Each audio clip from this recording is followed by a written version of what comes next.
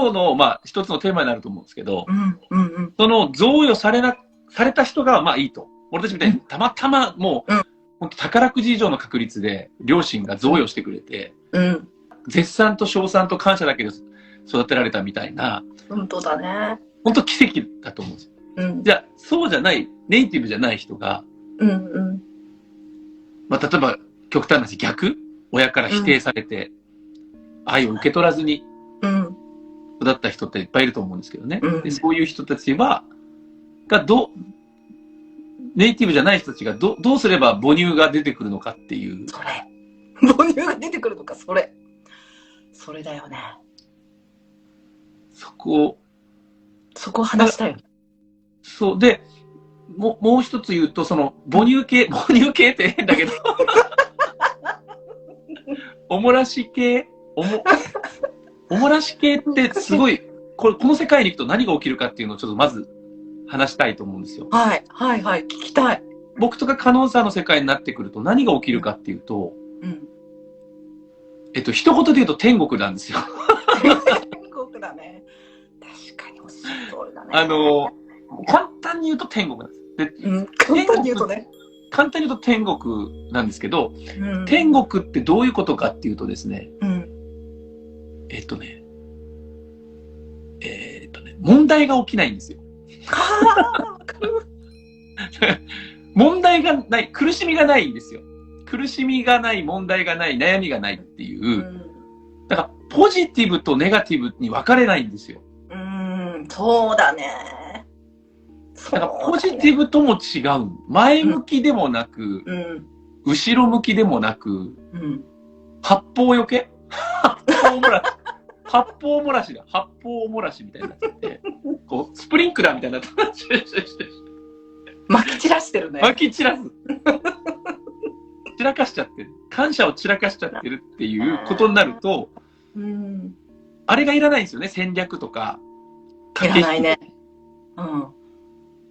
あと、判別もいらないですね、あんまりね。判別ってどういう意味ですか？ジャッジ。この人は。ジャッジもいらない。そうだね。ノージャッジでピースフル。ノージャッジでピースフル。いいね、よかよかみたいな。でも、なぜか問題にならないんですよね。そうだね。で、周りから見るとラッキー。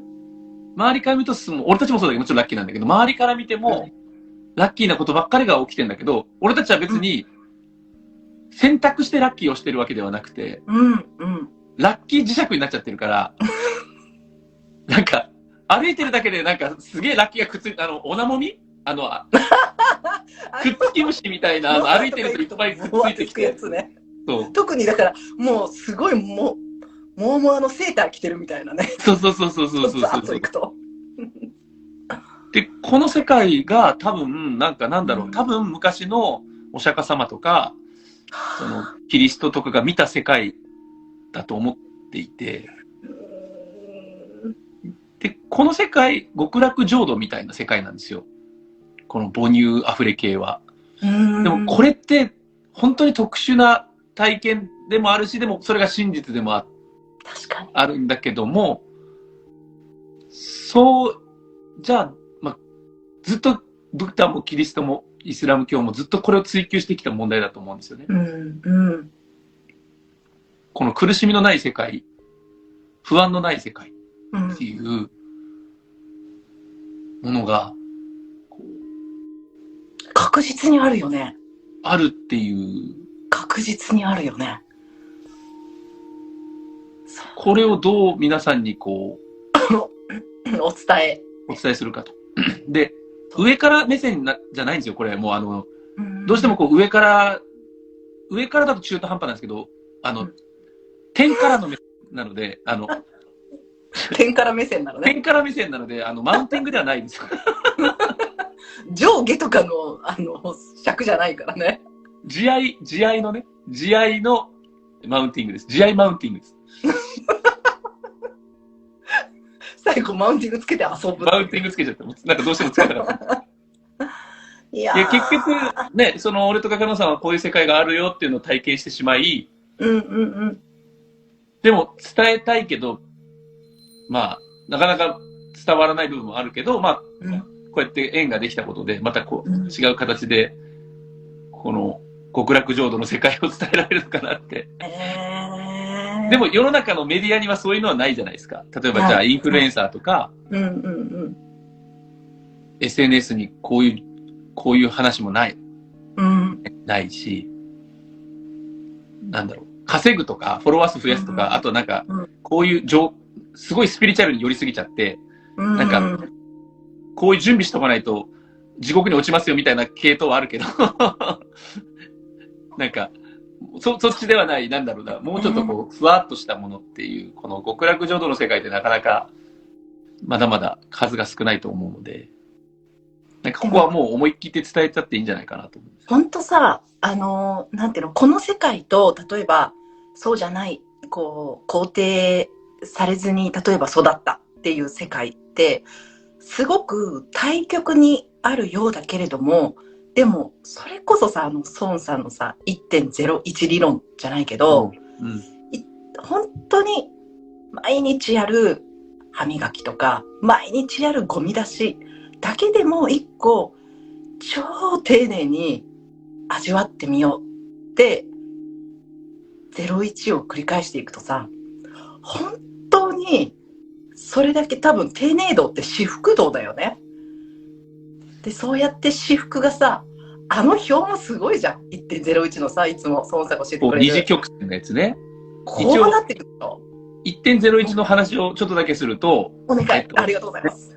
うん、まあ、なんで 1.01 って言ったかっていうと、よく、トヨタでいう改善って世界なんですけど、共通用語になったんですけど、改善って何がいいかっていうと、改革とか革命だとちょっと、すごいハードルが高すぎるんですけど、ちょっと大行だよね。大行で。うん、で、改善は、例えば歯磨き一つにしても、洋服を着替えるにしても、こうやって喋り方にしても、大きな改善ってほんのちょっと改善をする。実はね、今日俺、いつもより少しだけ 1.01 ぐらいテンポ遅いんですよ。わかる。そう思った。ちょっと意識をゆっくりにしてるなって思った。今日はちょっとね、どうしても僕は早口になるんで、こう間をね、こう、キュッ、ふわ、キュッ、ふわみたいな、音楽みたいに。めちゃくちゃいい。これを、メリハリをつける方が伝わるかなと思って。いやさ、このさ、工夫だよね。そう。こんなにライブたくさんやってるのに、まだ工夫をやめないもんね。工夫は永遠にやってますね。ずーっと。永遠に、朝から晩まで工夫と感謝の、工夫を味わってる感じ。例えば今日を。工夫を味わってる。今日は絶対、伝わらないけど言いたいことがあって、俺の中ではね、すごい大きな革命が起きたんですよ。で、何かっていうと、1年生のタイタイと息子と、テニスのラリーをやってる。で、やっぱり、まあ、すごく上手になってて、もう感動するわけ。うわ、こんないつの間に上手になったのっていうぐらい、もう結構パンパン打てるんですよ。パンパン。でやっぱ、まだ1年生だから、まあ、俺のが経験の中で、それは俺のが上手いわけですよ。テニスは。でも、やっぱ、親父かつ経験者で、今頑張って上手くなろうとしてる小学1年生ってなると、どうしても DNA がうずくんですよ。親父の DNA が。どういう DNA？ 人間の本能が出てきて、親だから教えてあげなきゃいけないみたいな。なるほど。そりゃそうだ。相手のあらが見えるんですよ。なんだろう。期待してしまう。もうちょっといい球が返ってくるんじゃないかとか、で、強く打ったら強すぎだよとか、体が、まあ、いっぱい見えてくるじゃないですか。それは経験者だから。テニスの時じゃなければ、そんなあらを見える世界に行かないのに、テニス上達している親っていう立場のいろんなフィルターで、バッて現れてくるんだ。そう。で、これをハッと気づいちゃって、なんか言わなかったんだけど、出てきてる自分に気づいちゃって、コントロールとか期待とか、否定とか、もっともっとっていうのは、別に悪くない。出てきた。こんなに出てきてんだと思って、あれちょっとね、これ、消せんじゃねえと思ったんですよ。これ、消せんじゃねえと思ったら、パッと消せたんですよ。いつもの練習の成果がパッと消せて、期待ゼロにしたの。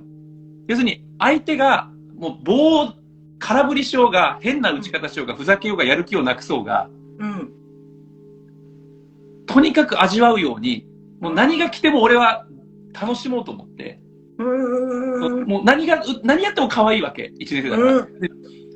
で、パンパン打ってた。